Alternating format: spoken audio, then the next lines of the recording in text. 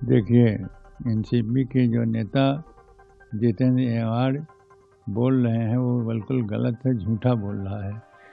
कभी भी किसी शास्त्र में ऐसा नहीं लिखा है कि भगवान जब वनवास गए थे तो मांसाहारी थे, और सभी जगह लिखा है कंदमूल फल खाते थे।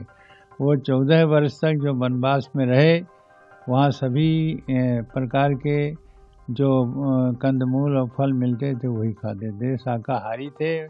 और हमारे शास्त्रों में उसका वर्णन है और शास्त्र ही प्रमाण है। इसलिए जो जितेंद्र अहवाड़ बोल रहे हैं कि एनसीपी के नेता कि भगवान राम जब 14 वर्ष वनवास में रहे तो वहाँ वो मांसाहारी थे, यह झूठ है, एकदम गलत है। और इसे झूठे आदमी को हमारे प्रभु के अपमान करने का और उनके करने का कोई अधिकार नहीं है, क्योंकि भगवान सबके हैं। लेकिन सबके होते हुए उनके खान पान के विषय में जो बोल रहा है यह झूठ बोल रहा है, एकदम असत्य है।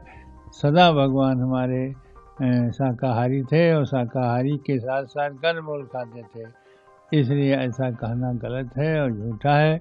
ये निंदनीय भाषा बोल रहा है, हमारे प्रभु को बदनाम करने की जो भाषा बोला वो है बहुत ही निंदनीय है, बहुत ही निकृष्ट यह विचार है। इसलिए इसकी जितनी घोर निंदा किया यह कम है। और देखिए, एनसीपी के जो नेता जितेंद्र अहवाड़ बोल रहे हैं वो बिल्कुल गलत है, झूठा बोल रहा है।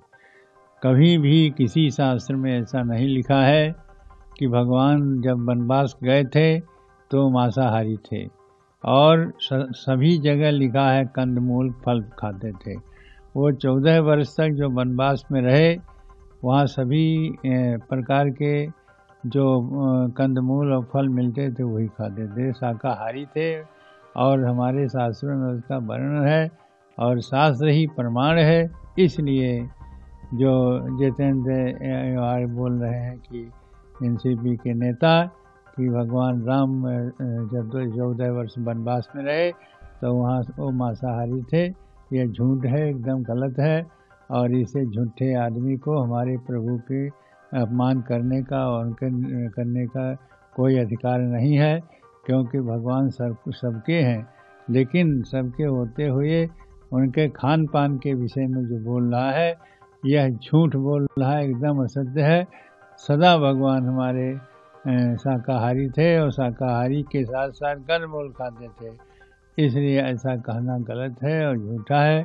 ये निंदनीय भाषा बोल रहा है, हमारे प्रभु को बदनाम करने की जो भाषा बोला वो है बहुत ही निंदनीय है, बहुत ही निकृष्ट यह विचार है। इसलिए इसकी जितनी घोर निंदा किया यह कम है। और अगर आप ये वीडियो YouTube पर देख रहे हैं तो हमारे चैनल को सब्सक्राइब करें और बेल आइकन को दबाना ना भूलें। अगर आप Facebook पर ये वीडियो देख रहे हैं तो हमारे पेज को लाइक करें।